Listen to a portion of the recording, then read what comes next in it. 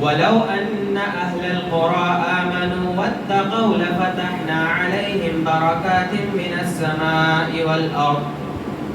وقال النبي صلى الله عليه وسلم في رواية: أوصيكم بتقوى الله والسمع والطاعة، أو كما قال عليه الصلاة والسلام. رب اشرح لي صدري ويسر لي أمري واحلل عقدة من لساني يفقهوا قولي. ربي زدني علما نافعا، ربي زدني علما نافعا، ربي زدني علما نافعا. تمام قسم کی تعریف و توصیف، بڑائی و بزرگی، حمد و کبریائی اللہ وحدہ لا شریک، خالق کائنات، مالک ارض و سما کے لیے لائق و سزاوار ہے، جس نے ہمیں پیدا فرمایا اور ہماری زندگی کس طرح سے گزرنی چاہیے اس کی رہنمائی فرمائی. بعدہ بے شمار درود و سلام نازل ہو تمام انبیاء کرام پر، بالخصوص ہم سب کے آخری نبی جناب محمد رسول اللہ صلی اللہ علیہ وسلم پر. اللهم صل على محمد وعلى آل محمد كما صليت على إبراهيم وعلى آل إبراهيم إنك حميد مجيد. اللهم بارك على محمد وعلى آل محمد كما باركت على إبراهيم وعلى آل إبراهيم إنك حميد مجيد. معزز و مکرم سامعین گرامی، بزرگوں، دوستوں اور میری آواز کو سننے والی ماں اور بہنوں، آج کے اس جمعہ کے خطبے میں تقویٰ کی اہمیت اور اس کے چند فضائل کو یا اس کے چند فوائد کو بیان کرنے کی کوشش کی جائے گی. سب سے پہلے تقویٰ کیا ہے، تقویٰ کسے کہتے ہیں، اس کی تعریف یا اس کی ڈیفینیشن کیا ہے. سب سے پہلے ہم اس چیز کو جانتے ہیں. لغوی اعتبار سے تقویٰ کہتے ہیں یا تقویٰ کا معنی ہوتا ہے کہ ڈرنا اور خوف کھانا. ڈرنا کس چیز سے؟ اللہ رب العالمین کے عذاب سے. خوف کھانا کس چیز سے؟ اللہ رب العالمین کے عذاب سے. اصطلاحی معنی یہ ہے یا عرف عام میں تقویٰ کہتے ہیں کہ مأمورات پر عمل کرنا اور منہیات سے اجتناب کرنا. یعنی جن چیزوں کا اللہ اور اس کے رسول نے ہمیں حکم دیا کہ ہمیں ان چیزوں کو کرنا ہے تو اسے کرنا یہ تقویٰ کی علامت ہے، اسے تقویٰ کہتے ہیں. شریعت نے جس چیز سے منع کیا اس سے رک جانا اسے تقویٰ کہتے ہیں. مثلا شریعت نے حکم دیا کہ ہمیں شریعت نے حکم دیا کہ ہمیں دن اور رات میں 5 وقت کی نمازیں ہم پر فرض ہے، تو یہ مأمور ہے، یہ امر دیا گیا ہے. شریعت نے ہمیں حکم دیا کہ یہ 5 وقت کی نمازیں ہمیں پڑھنی ہے تو اسے پڑھنا ہے. اور شریعت نے ہمیں روکا ہے اس چیز سے کہ ہم یہ 5 وقت کی نمازوں میں سے 1 وقت کی نماز بھی نہ چھوڑیں. تو یہ جو ہے شریعت اس چیز سے ہمیں منع کرتی ہے، تو یہ رک جانا ہے. یعنی 5 وقت کی نماز پڑھنا اور کسی بھی نماز کا ناغہ یا کسی بھی نماز کو نہ چھوڑنا گویا کہ تقویٰ ہے. اسی طرح سے تقویٰ کی ایک مثال اور ہم یوں سمجھتے ہیں کہ ہم کسی راستے سے گزر رہے ہیں اور وہ راستہ جو ہے تنگ ہے اور راستے کے دونوں طرف جو ہے کانٹے دار جھاڑیاں یا کانٹے دار درخت ہے. اب ہم جب اس راستے سے گزرتے ہیں تو کس طرح سے اپنے دامن کو، اپنے کپڑوں کو ان کانٹوں کے کانٹے دار جھاڑیوں سے بچا کر چلتے ہیں، اپنے کپڑوں کو سمیٹ کر چلتے ہیں کہ کہیں ہمارا کپڑا جو ہے ان کانٹے دار جھاڑیوں میں نہ لگ جائے، کہیں ہمارا کپڑا نہ پھٹنے پائے. تو بالکل یہی مثال جو ہے تقویٰ کی ہے. اسی کو تقویٰ کہتے ہیں کہ اللہ رب العالمین جس چیز کے کرنے کا حکم دے، اللہ کے رسول جس چیز کے کرنے کا حکم دے اسے کیا جائے، جس چیز سے منع کرے اس سے روکا جائے. تو یہ تقویٰ کی جو ہے تعریف ہے.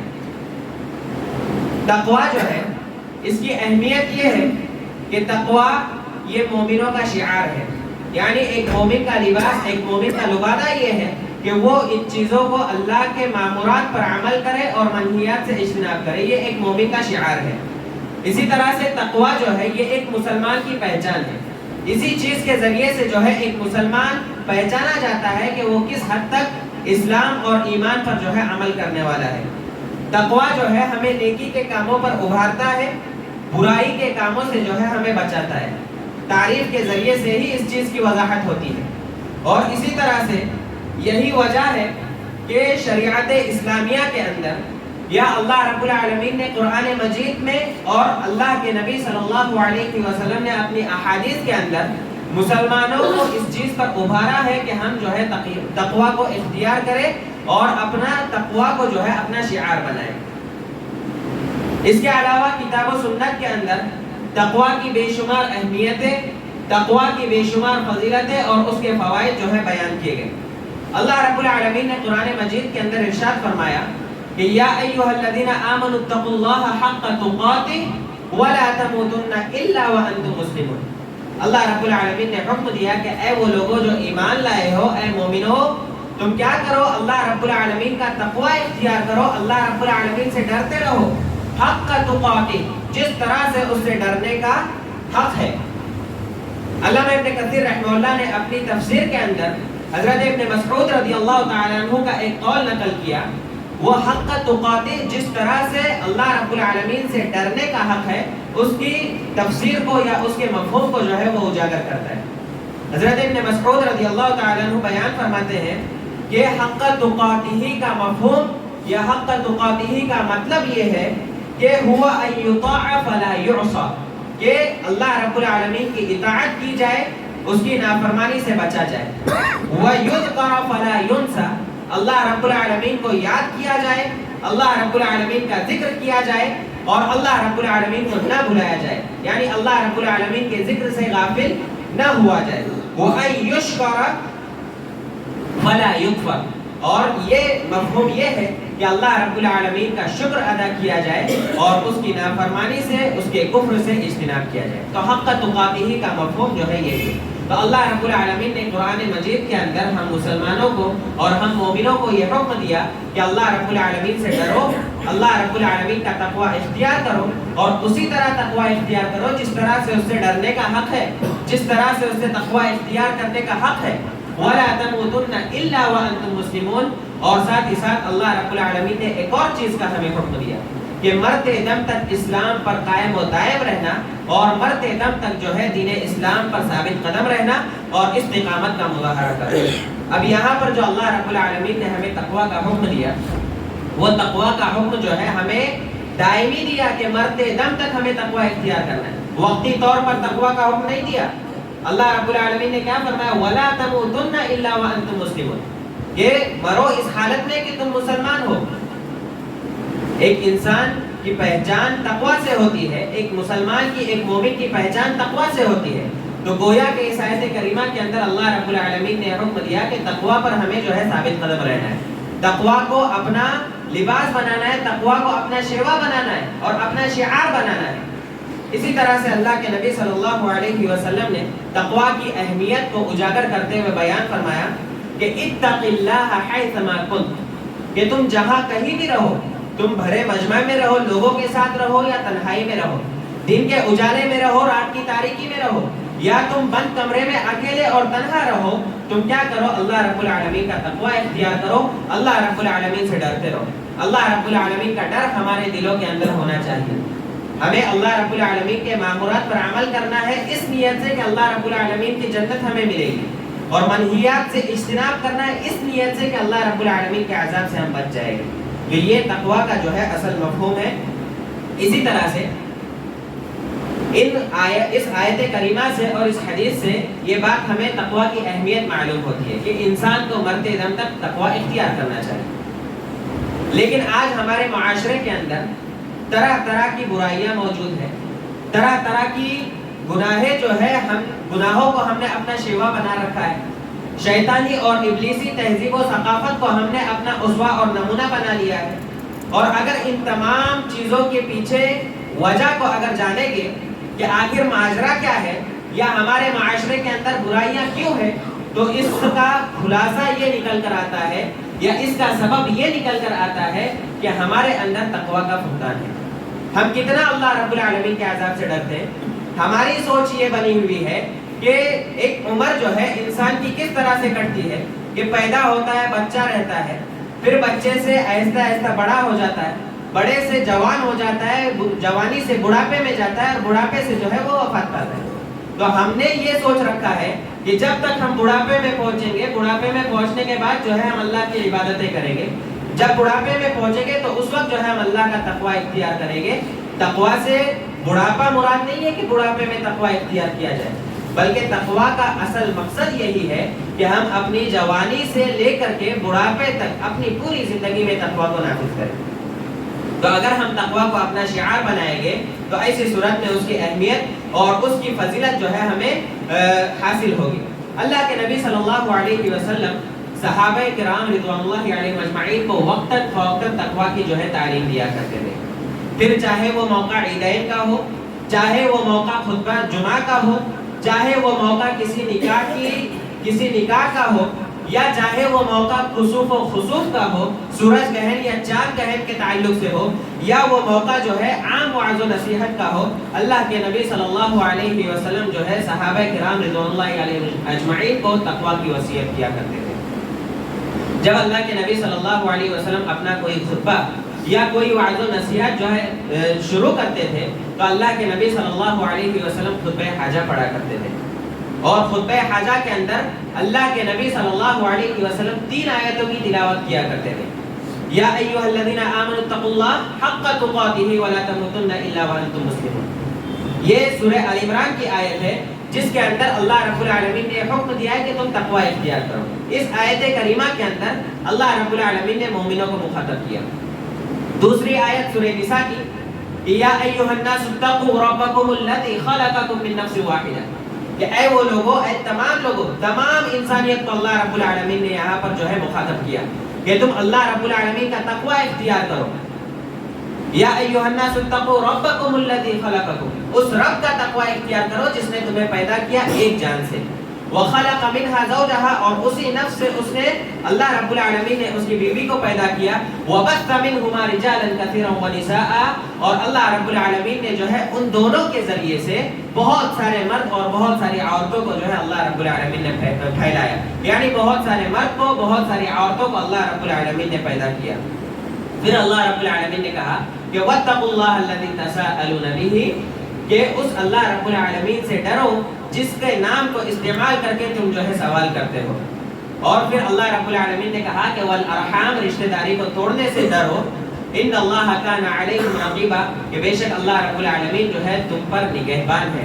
اللہ رب العالمین تمہاری نگرانی کرتا ہے. تم جو کچھ بھی کرتے ہو اللہ رب العالمین ان تمام چیزوں سے باخبر, اور اللہ رب العالمین ان تمام چیزوں سے واقف ہے.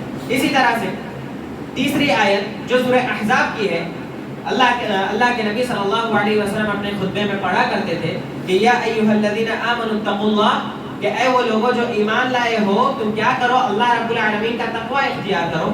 وقولوا قولا سدیدا, اور تم جو ہے اچھی بھلی اور خوشنما گفتگو کرو. یصلح لکم اعمالکم, اس کا فائدہ یہ ہوگا کہ تمہارے اعمال جو ہے درست ہو جائیں گے, تمہارے اعمال جو ہے اصلاح پائیں گے. ویغفر لکم ذنوبکم, اور تمہارے گناہ جو ہے معاف کر دیے جائیں گے, تمہارے گناہوں کی معافی کا ذریعہ بن جائے گے.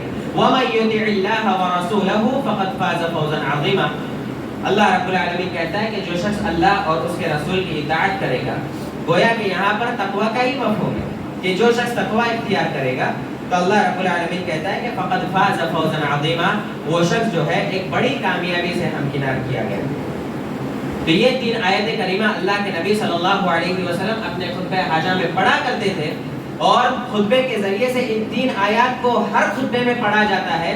اور یہاں پر یہ ذہن سازی کی جاتی ہے کہ ہم اپنے زندگی کے اصل مقصد کو نہ بھولیں, ہم تقوی کو اختیار کریں اور تقوی سے جو ہے ہم غافل نہ رہیں. یہی ذہن سازی جو ہے ان 3 آیت کریمہ سے اور خطبہ حاجہ کے ذریعے سے کی جاتی ہے. اسی طرح سے نبی صلی اللہ علیہ وسلم کی ایک حدیث کے ذریعے سے ہم تقوی کی عظمت کو اور تقوی کی اہمیت کا اندازہ لگا سکتے ہیں. حضرت بریدہ رضی اللہ تعالیٰ عنہ بیان فرماتے ہیں کہ کان رسول اللہ صلی اللہ علیہ وسلم اذا امر اميرا على جيش او سرية دعاه فاوصاه في خاصته بتقوى اللہ، کہ جب اللہ کے نبی صلی اللہ علیہ وسلم کسی شخص کو کسی قافلے کا کسی لشکر کا امیر متعین کرتے تھے تو اللہ کے نبی صلی اللہ علیہ وسلم کیا کرتے تھے؟ دعاہ، اس امیر کو جسے امیر منتخب کیا اسے بلاتے تھے اور کہتے تھے اور اسے جو ہے وصیت کرتے تھے فَأَوْصَاهُ خَاصَّةً بِتَقْوَى اللَّهِ، اس شخص سے جو ہے اس امیر سے خاص طور پر اللہ رب العالمین کا تقوی اختیار کرنے کی وصیت کیا کرتے تھے، اور پھر اس کے بعد جو ہے یہ وصیت کرتے تھے کہ وَمَن مَعَهُ مِنَ الْمُسْلِمِينَ خَيْرًا، کہ اس کے بعد جو بھی مطلب مسلمان جو ان کے ساتھ ہے ان کے ساتھ خیر و بھلائی کا جو ہے نبی صلی اللہ علیہ وسلم حکم دیا کرتے تھے اور اس چیز کی وصیت کیا کرتے تھے۔ ایک موقع پر صحابہ کرام رضوان اللہ علیہم اجمعین نے اللہ کے نبی صلی اللہ علیہ وسلم سے کہا کہ اللہ کے رسول صلی اللہ علیہ وسلم ہمیں کوئی وصیت کیجیے، تو اللہ کے نبی صلی اللہ علیہ وسلم نے کیا وصیت کی کہ اوصیکم بتقوی اللہ والسمع والطاعۃ، کہ میں تمہیں وصیت کرتا ہوں کہ تم جو ہے اللہ رب العالمین کا تقوی اختیار کرو، اللہ رب العالمین کی باتوں کو سنو اور اپنے حاکم کی، اپنے حکمراں کی اور اپنے امیر کی جو ہے اطاعت کرو۔ یہ تقوی کی اہمیتیں ہیں جو کتاب و سنت میں جو ہے بیان کی گئی۔ اب آئیے یہ جانتے ہیں کہ تقوی جب کوئی شخص اختیار کرتا ہے تو اس کے کیا فائدے حاصل ہوتے ہیں۔ علامہ ابن عثیمین رحمہ اللہ جو اپنے وقت کے نامور اور مایہ ناز عالم دین تھے اور بہت بڑے فقیہ تھے، انہوں نے ایک کتاب لکھی اور اس کتاب کا نام رکھا کہ فوائد التقوی من القرآن الکریم، یہ تقوی کے فائدے جو قرآن کریم کے اندر اللہ رب العالمین نے بیان فرمائے۔ کتنے تقوی کے فائدے انہوں نے ذکر کیے ہوگے اپنے اس کتاب کے اندر؟ 117 تقوی کے فائدے جو ہے علامہ ابن عثیمین رحمہ اللہ نے اپنی کتاب کے اندر نقل فرمائے، اور ان 117 فوائد کو بیان کرنے کے لیے وقت جو ہے بہت ہی کم ہے۔ مختصر انداز میں ان میں سے چند فوائد کو جو ہے ہم بیان کرنے کی کوشش کریں گے۔ اللہ رب العالمین شیخ محترم کی مغفرت فرمائے، ان کی قبروں کو نور سے بھر دے اور انہیں کروٹ کروٹ جنت نصیب فرما، اور اللہ العالمین ان کی کوششوں کو ان کی کاوشوں کو جو ہے اللہ رب العالمین صدقہ جاریہ بنائے۔ علامہ ابن عثیمین رحمہ اللہ اپنی کتاب کے اندر تقوی کے فوائد بیان کرتے ہوئے کئی 117 فوائد ذکر کیے۔ اس میں سے سب سے پہلا فائدہ یہ ہے کہ تقوی جو ہے انسان کی ہدایت کا باعث ہے۔ ایک انسان جب تقوی اختیار کرے گا تو اللہ رب العالمین کی طرف سے ایسے شخص کو ہدایت ملے گی۔ اللہ رب العالمین نے قرآن مجید کے اندر ارشاد فرمایا کہ ذالک الکتاب لا ریب فیہ ھدی للمتقین، کہ یہ وہ کتاب ہے، قرآن مجید کے بارے میں اللہ رب العالمین نے فرمایا کہ یہ وہ کتاب ہے کہ جس کے بارے میں شک کی کوئی ذرہ برابر بھی گنجائش نہیں، اور یہ کتاب ایسی کتاب ہے جو متقیوں کے لیے ہدایت ہے۔ جو تقوی اختیار کرے گا اسے ہدایت ملے گی اس کتاب کے ذریعے سے۔ تو معلوم یہ ہوا کہ تقوی اختیار کرنا، اللہ رب العالمین سے اجر و ثواب کی امید رکھنا اور اللہ رب العالمین کے عذاب سے ڈرنا، اس کے مأمورات پر عمل کرنا، منہیات سے بچنا، یہ تقوی جو ہے انسان کو ہدایت کی راہ پر گامزن کرتا ہے۔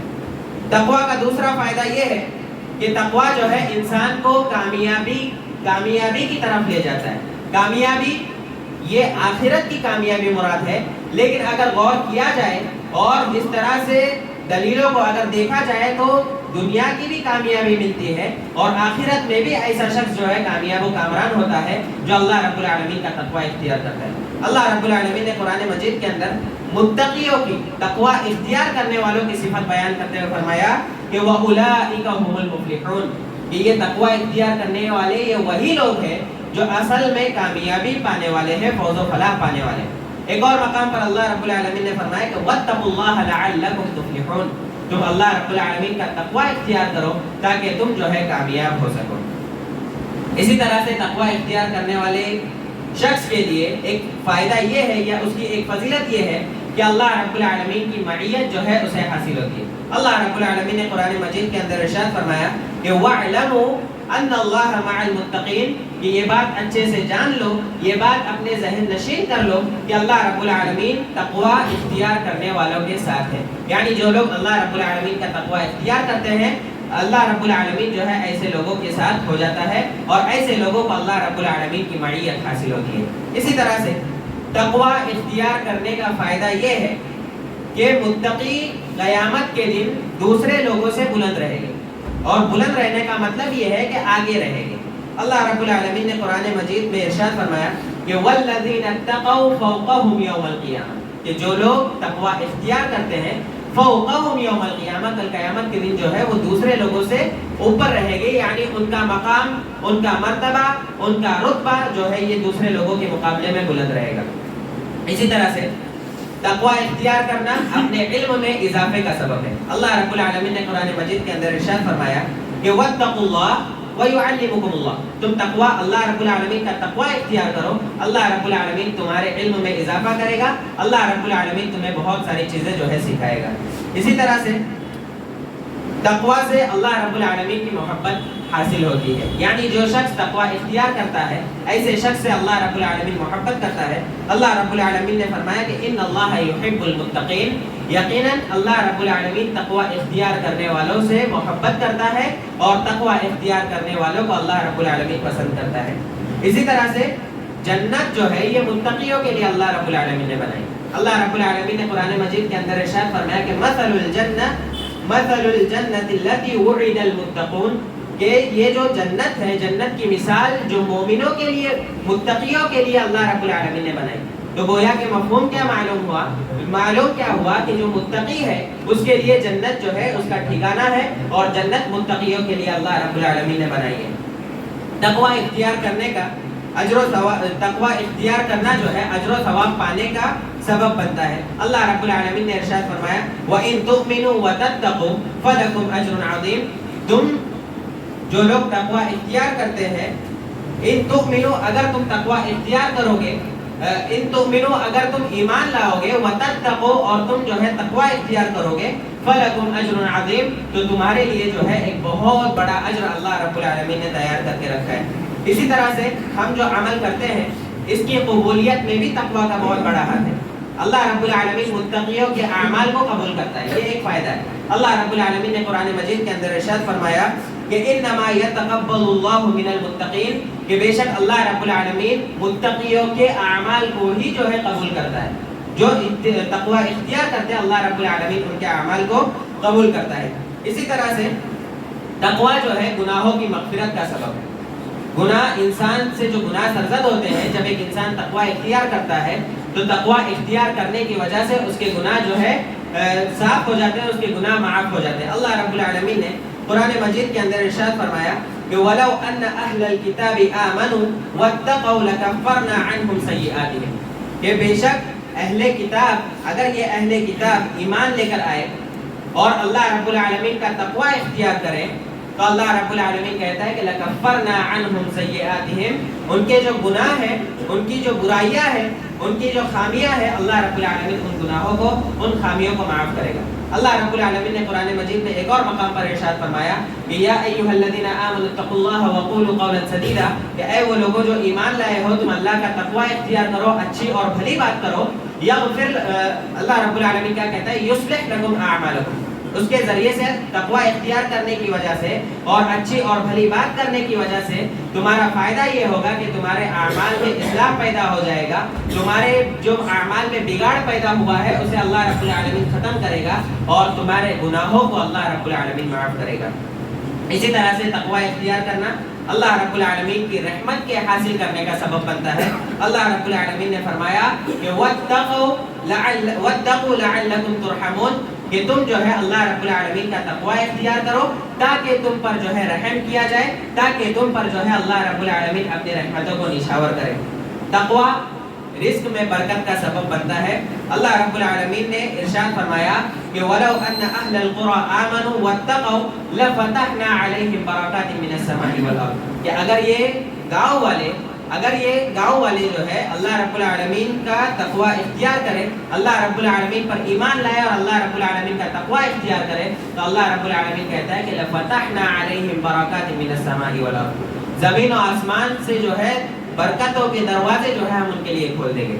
اسی طرح سے تقوی، یہ جو متقی ہوتے ہیں، اللہ رب العالمین سے ڈرنے والے ہوتے ہیں، یہی اصل میں اللہ رب العالمین کے ولی ہوتے ہیں۔